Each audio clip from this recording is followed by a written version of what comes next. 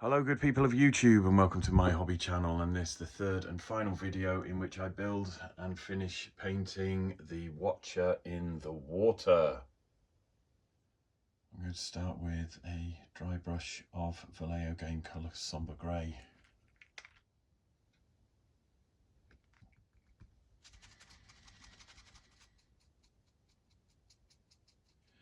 I'm just using this to knock back some of the Agrax Earth shade.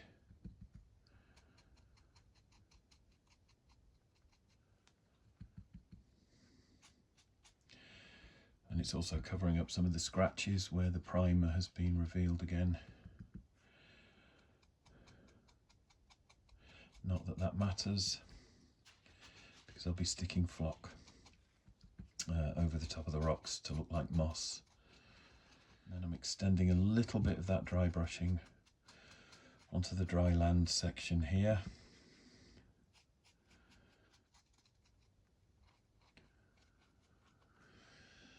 Now I'm going to move from the sombre grey to a steel grey for a further highlight.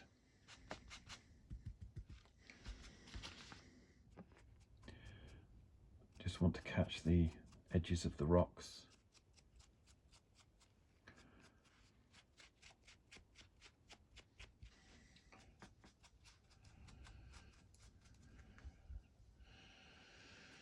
Normally, if I was just painting rocks, I'd come in again with a final dry brush of white to highlight the very top corners. But because this is part of the scenic base, I will be using a very light khaki colour to weather the whole of this side of the base. So I won't bother with the white. Now I'm going to try and pick out the fabric on the dead dwarfs. Slaughter red for the cloaks, shamrock green for the tunics under the armour. Hopefully this speed paint will do most of the work.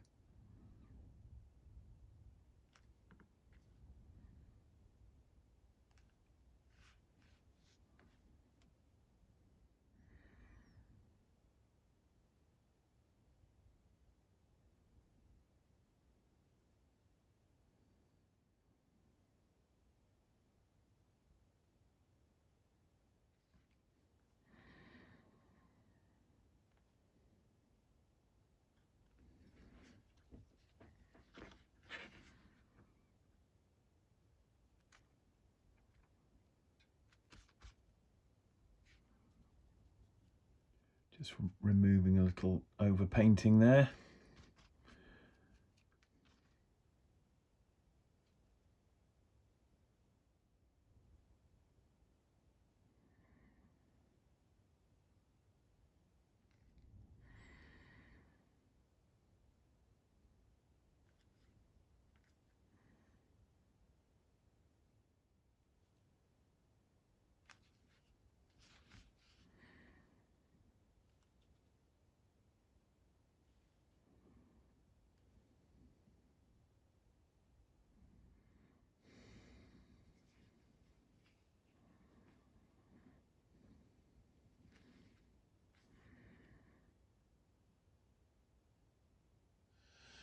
I've got a dwarf here that was painted by a friend of mine,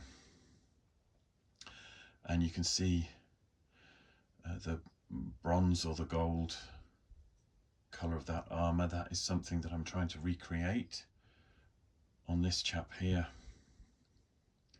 So I'll be painting that with Vallejo model colour brass to start with.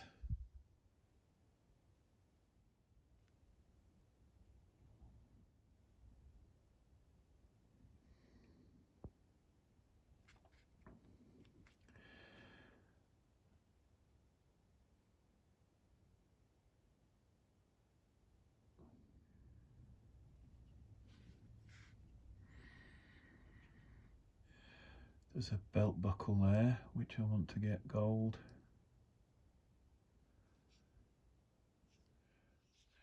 I think that's about it for that. I'm now going to paint the chainmail and the axe heads in Model Air Silver.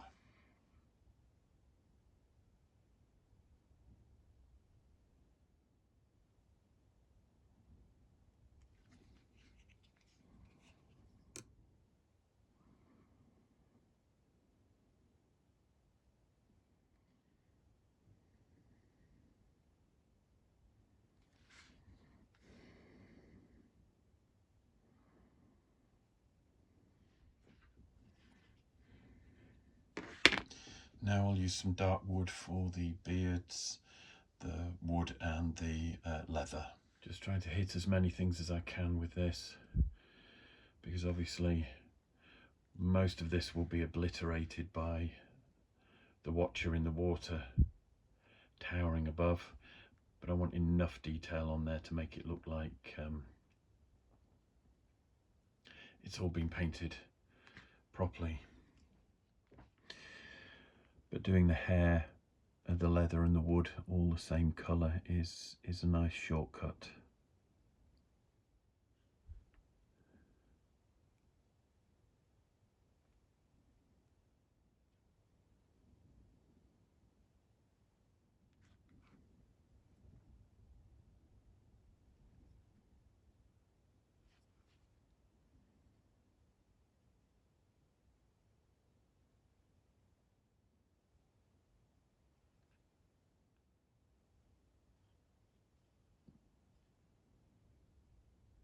I'm going to use some howling sand for the bones.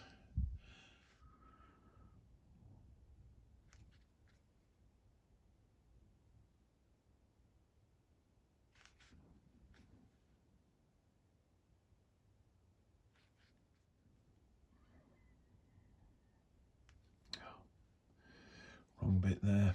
Tidy that up in a second.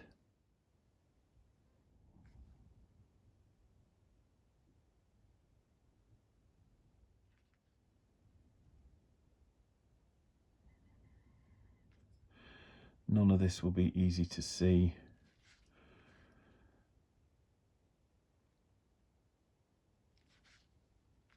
After the final assembly, so I'm trying to keep it tidy but not be too precious about any of it. And it all needs an ink wash and a dry brush.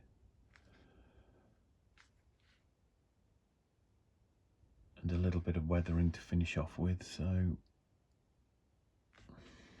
trying to get the best effects with the minimum hardship. For the dry part of the shore, I'm going to apply a mid-tone dry brush of Granite 31B, which is part of the Foundry paint system.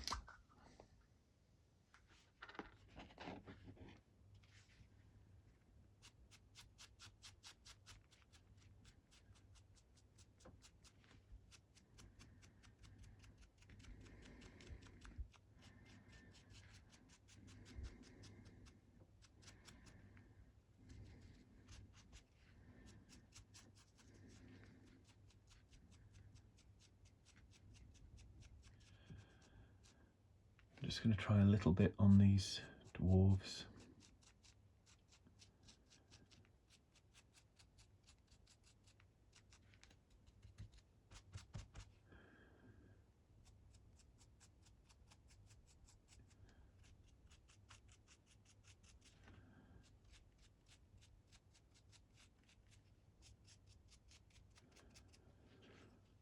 Try and make it look like they've been here for a while.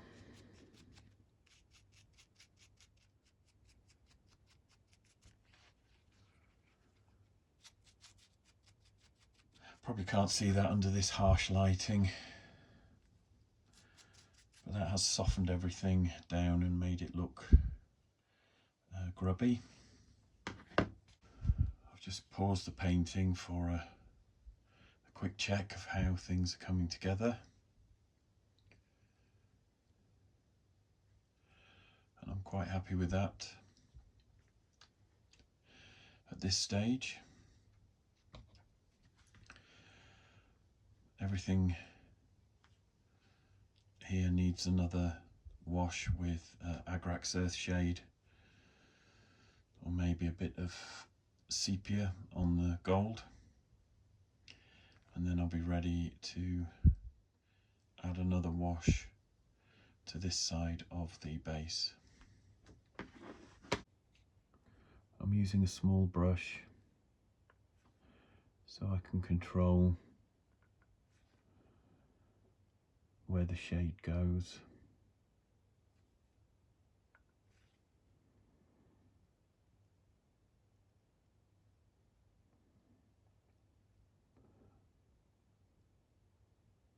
don't want to cover everything. I just want to get the chainmail and the bones picked out. I'll actually go with Agrax Earthshade on this armour here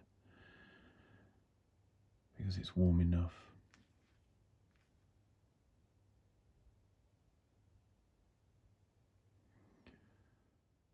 A few mistakes that I've made, like missed the fabric there. I just need to tackle very quickly, but if I put a wash on this shield it brings the detail out again, which is nice, and it still looks old. Get the axe blade there as well.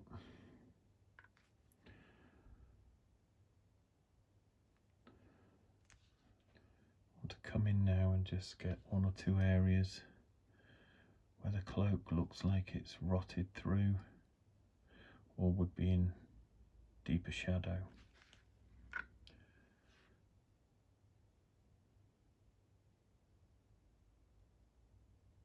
There we are. I'm just coming in around here to add some shadow around the base of the rock formation before I do the final dry brush of dust to make it look weathered. And I'll switch to a bigger brush so I can just get this spread out better.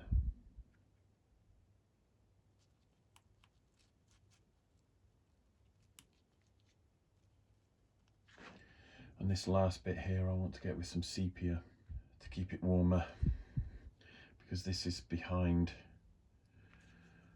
the back of the Watcher rather than underneath it. So I'll just load that up there.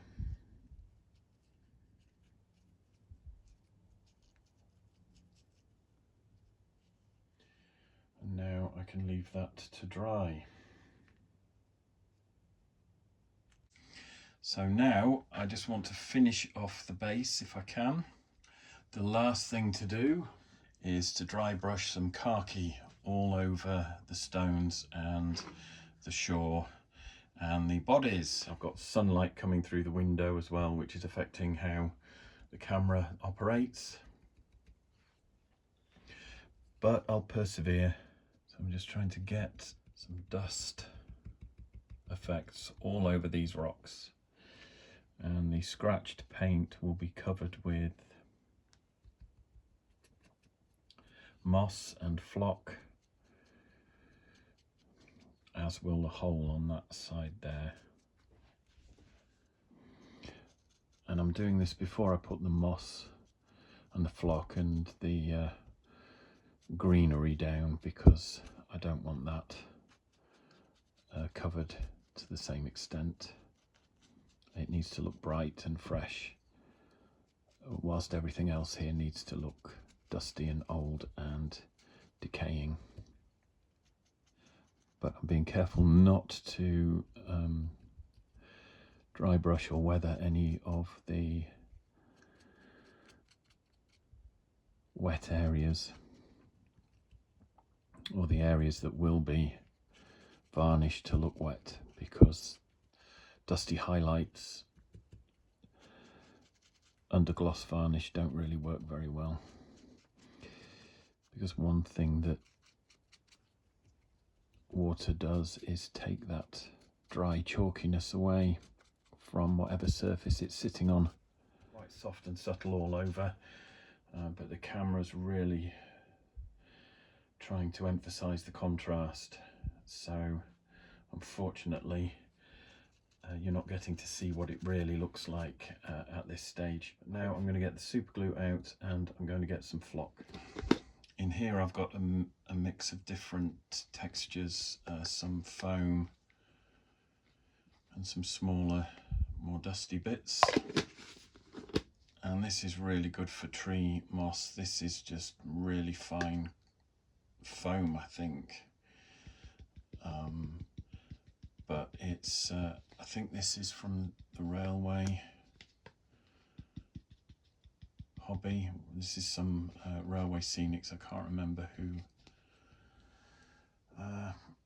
makes this, but it's not a wargaming product. It's a model railway product. And the first thing I want to do is just get some moss and greenery across the top of the rocks, as though it gets enough sunlight during the day for these areas to have some growth on them. And I'm just going to go with a really fine green moss first, dropped over where I want it, tapped off. This is really quite messy, this. You have to wash your hands after using this stuff. I'll get a bit more glue on here because this edge of the rock would also have some more growth on it.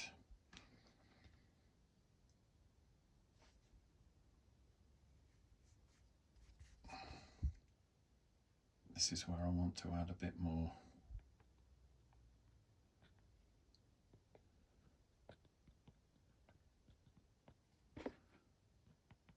Along that edge and that edge there.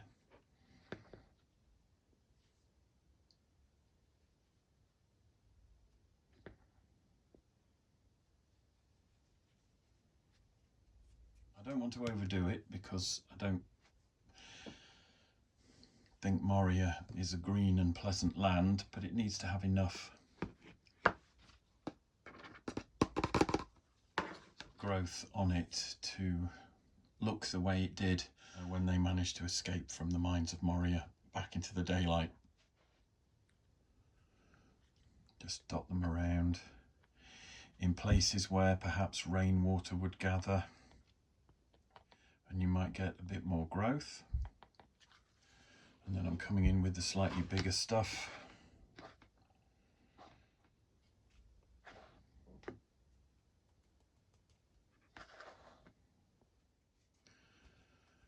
But that just gives a different texture there.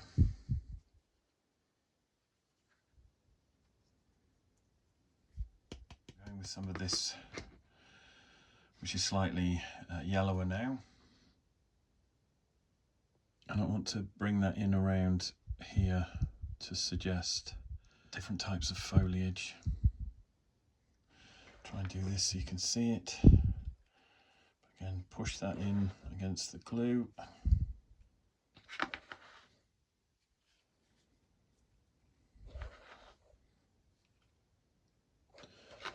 dropping on loads more than I need because I want the control.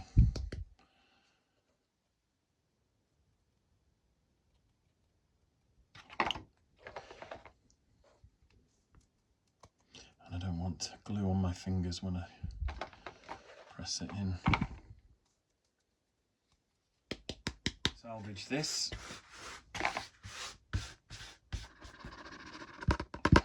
Pour that back. I think that that is probably enough.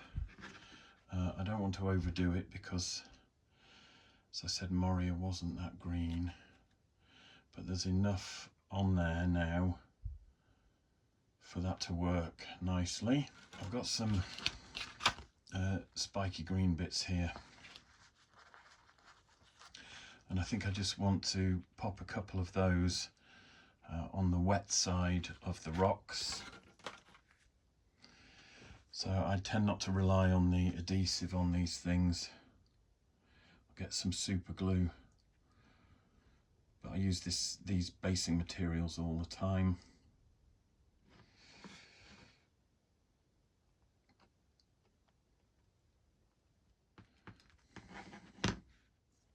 Pondweed.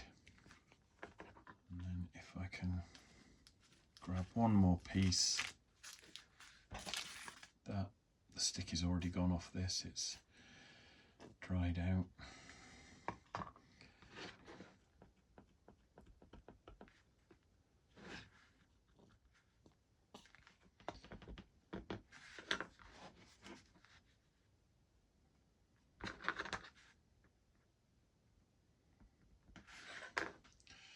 So I'm quite happy with that. Now for this I'm just going to use a normal gloss polyurethane varnish, nothing fancy. It will dry fairly quickly, dries clear. I'm just squeezing some varnish onto here. And now I will take a brush with reasonably soft bristles, but not one of my best brushes, and I'm just gently spreading this varnish around. So it's going on thicker than it would normally, and I don't want to excite it and introduce any bubbles, because that will make it look a little unrealistic. And I'm trying to make sure that the varnish soaks into the stems of these weeds here. I'm just trying to push it right up against the rocks wherever it's low. Most of this will be hidden by the Watcher, but at least in my head I know that it's all been done nicely.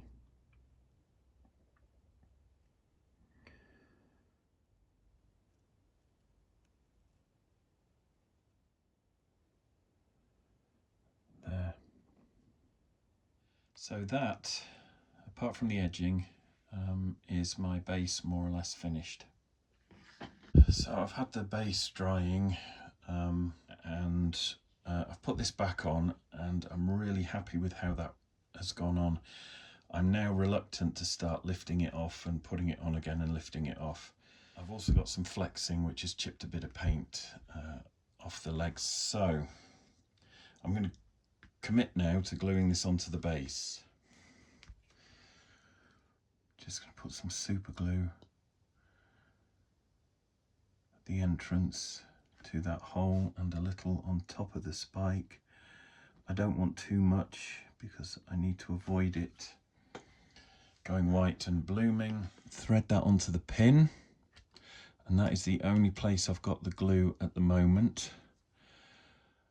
I need to push it down and make sure that all the legs are sitting where I want them.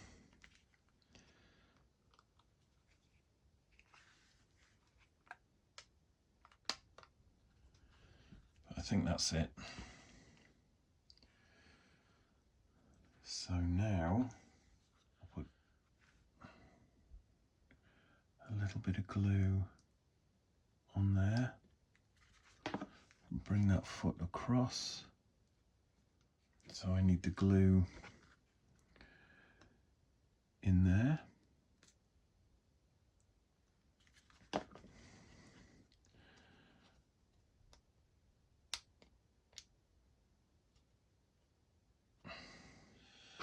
And I just want to get some scatter on that bit of glue at the front there. So hopefully I can disguise that glue while it's drying. And then on this side, I can see where the foot's touching the rock.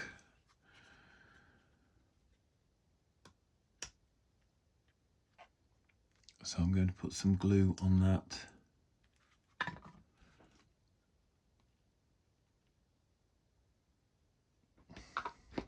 And get some scatter on that side.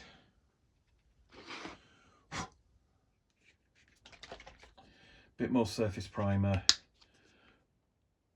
where the paint has chipped from the flexing as I've been putting this on and off. And this bit here as well.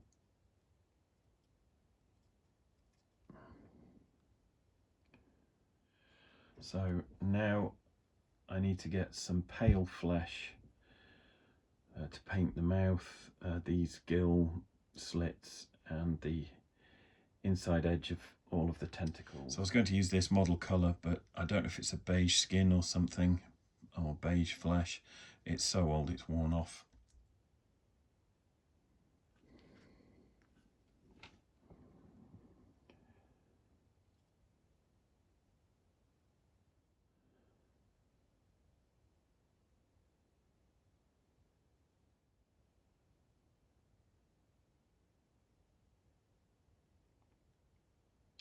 I'll just come all the way down to here and then just feather it out.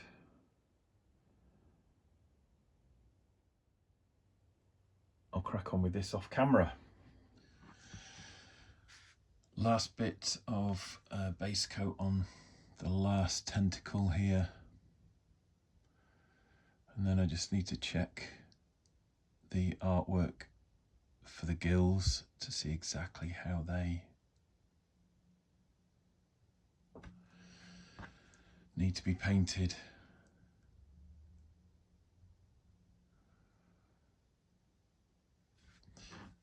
But I'm just blocking out here.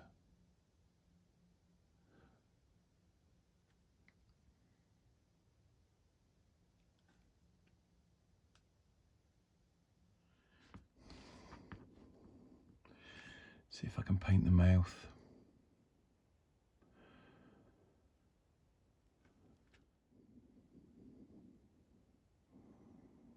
Got some teeth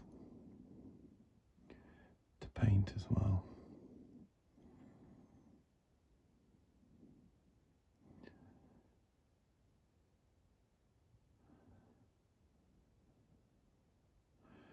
I can come back and darken inside there later. I just didn't want it green.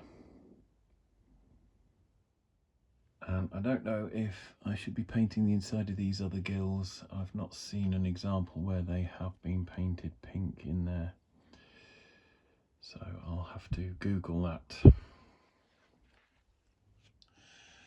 I'm waiting for the pale flesh to dry on this, and I thought whilst I was waiting I would paint the base edge or rim, and that's why I've grabbed these marauding Goblin Warg Riders, because I wanted to make sure that I found the correct colour for the base edge, because it's not black. These are all kit bashed and converted from the plastic wargs and the plastic goblins. I do love the official Games Workshop model, but I think it's massively overpriced. So I decided not to buy 3 versions of the same model there. I ended up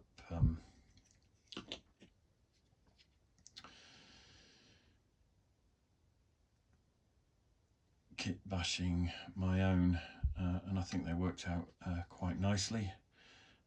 But I picked these obviously because they've got slate on the bases and that kind of Moria blue-grey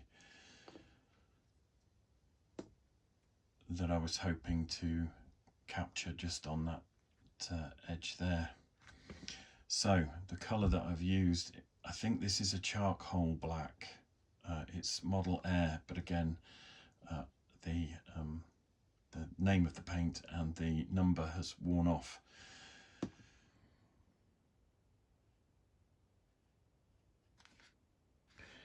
Might take a couple of coats, but that's okay.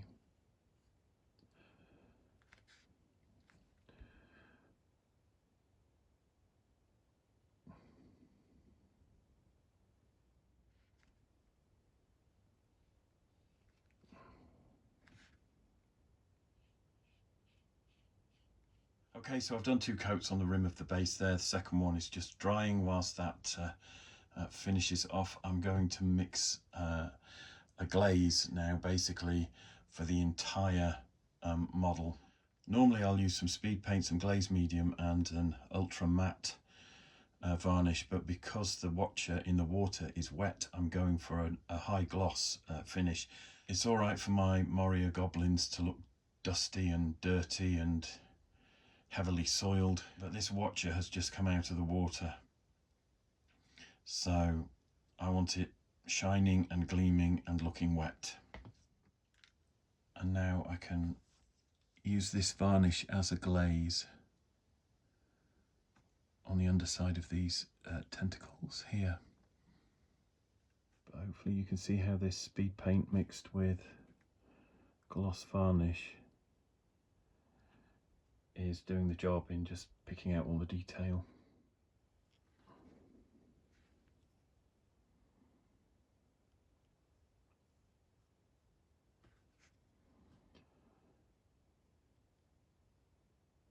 I've glazed all of this now, the tentacles, and basically I've just let that speed paint and gloss varnish glaze that I've mixed up there do all the heavy lifting. Settle into the shadows, pick out the detail. I can leave that to dry now and see how it looks. In the meantime, I can tackle the rest of the body, which I will do using a similar process, but instead of the Crusader skin speed paint, I will go for something darker, maybe mummified grime. So I've got some mummified grime here, which I'm mixing up with a little bit of glaze medium and some gloss varnish.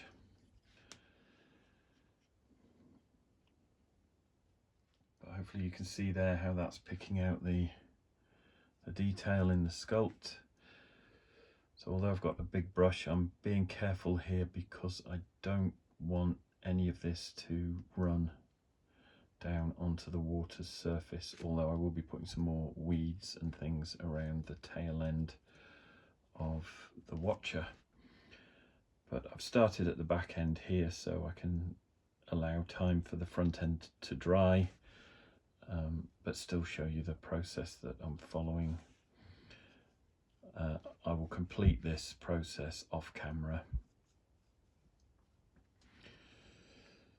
in a minute,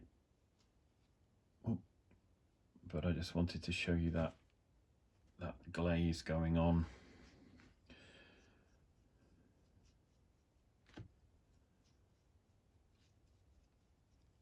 There, like so. I think this is just a nice way of toning everything down, because the film itself is actually quite dark and atmospheric when the Watcher emerges from the water, and I want to try and recreate some of that. I don't really want a miniature that's as vibrant and colourful as some of the Games Workshop product shots are. I want to lean into the darkness of the film. So I've covered that now in a glossy glaze using mummified grime speed paint as a tint. There's a lot going on now visually with this, which is what I was aiming for. I'm reluctant to do too many highlights because the gloss paint is actually doing that for me, but I'm just going to come in and add a tiny bit to touch up some of the areas of pale flesh that I'm not overly happy with.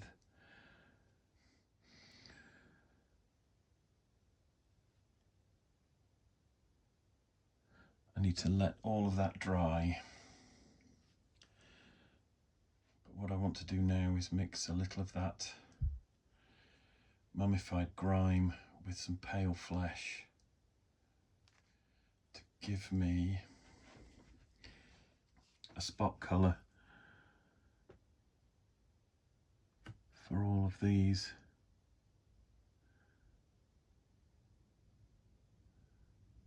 little warts and things.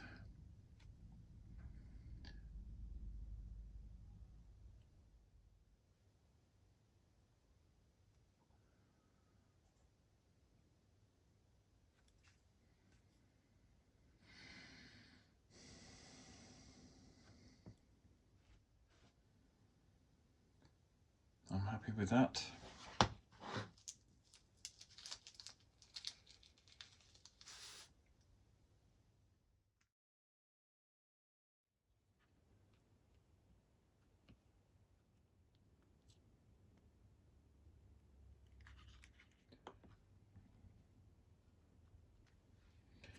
There.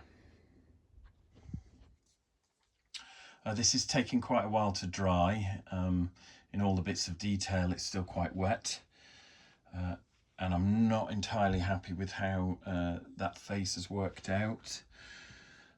I'm just going to come in and paint the teeth, and then when all this is dry I shall probably give it another glaze on these fleshy parts.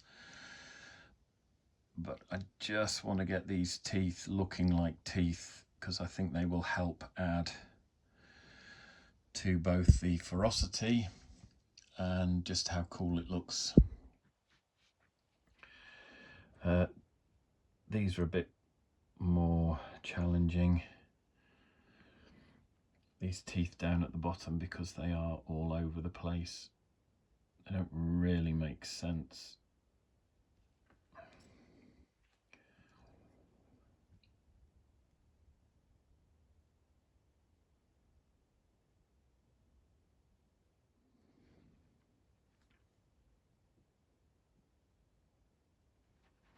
So I've been adding a few highlights to the pale flesh coloured parts of the tentacles. Saved the last one here just to do a quick demonstration on camera.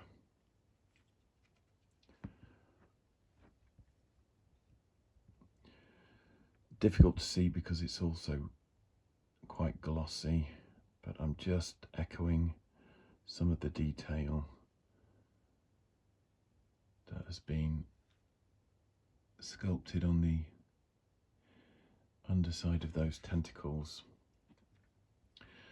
with a horizontal highlight of pale flesh, which I've created by doing a 50-50 mix of basic skin tone and this other one that's worn. And I'm just using the edge of a detail brush to come in and catch some of the highlights that I want to emphasize.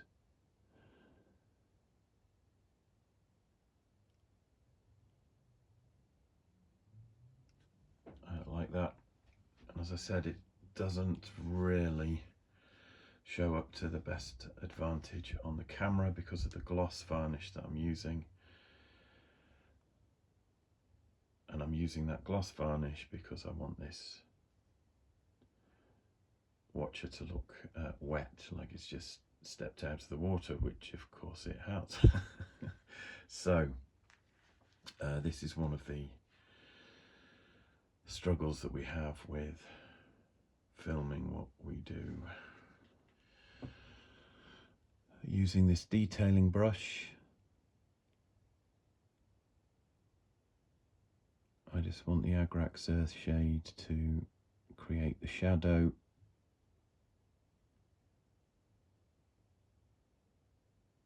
that I need for that detail to stand out. But in terms of a basic paint job to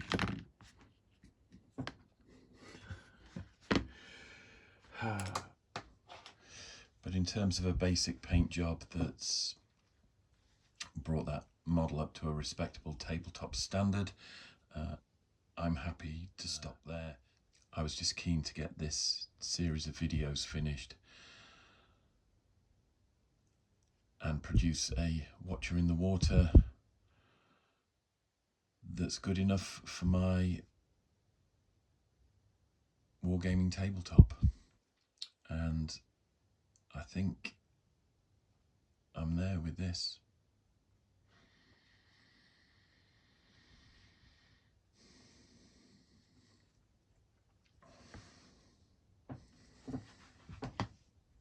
There we have the finished model.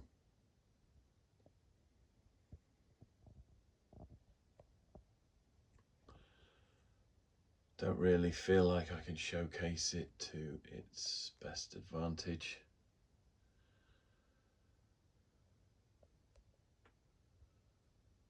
But it's been a fun little project. And from picking this up from my friendly local gaming store to finishing it this morning. It's taken about 5 days, but that's not solid. That was just returning to it whenever I had some time or a desire to do some hobby. Before I wrap up, I'll just do a impromptu 360 and try and zoom in on a little bit of the basing detail here, so you can see how effective the gloss varnish is, certainly in producing the appearance of shallows. So if you do want to create the effect of water on a miniature base, you can do so just with some gloss varnish. And I've also covered the Watcher in a mix of a speed paint glaze medium and gloss varnish, and in a few places I've gone back in and highlighted again with gloss varnish, just to try and enhance that wet look. Now I could use water effects and UV resins to build up droplets, areas of water, give the impression of runoff, all that kind of thing, and I could drape the tentacles with weeds.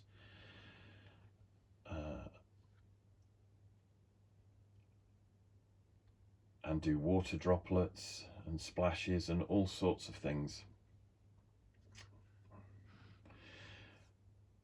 But that is a next level of detailing that isn't strictly necessary if you want to get a piece on the gaming table. And when I say that I've painted this for the gaming table, it's not a cabinet model. I always feel like I'm making excuses for having done a poor job on something. But the fact of the matter is, I paint for enjoyment and I paint for gaming. I'm not a competition painter. There are many talented people out there, and I'm not one of those people. My focus is on demystifying the hobby and taking a model that on the face of it looks quite complicated to build and put together, and turning it into something that can be put on the table in a very short time frame. And in that respect, I think this model has been a success. I also like painting down and dirty, you know, sort of grubby, weathered models like these Moria Goblin Marauders here on the back of wargs. And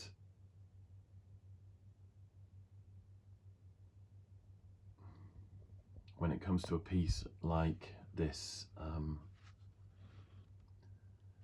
Watcher in the Water, I wanted to try and capture just the dark and atmospheric elements of the film. I didn't want a miniature that was too bright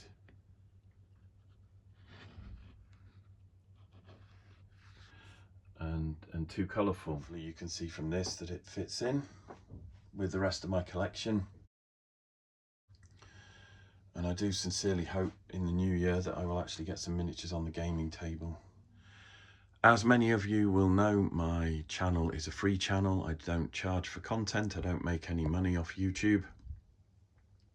And these videos are non-commercial opportunities for you to share my hobby with me. Many of the hints and tips that I include in my videos are featured in the 2 modelling books that I have written. Both are forwarded by Rick Priestley, and both are available from the Crowwood Press. So if you're interested in purchasing a copy of either one of these modelling books or both of them, I've placed the details and links in the description below. As always, thanks ever so much for watching. I hope you've enjoyed this video. If you have, please smash that like button. And please subscribe to my channel for more videos like this. If you'd like to leave a comment, please do, but please keep those comments kind and respectful. Take care of yourselves, and I'll see you in the next one.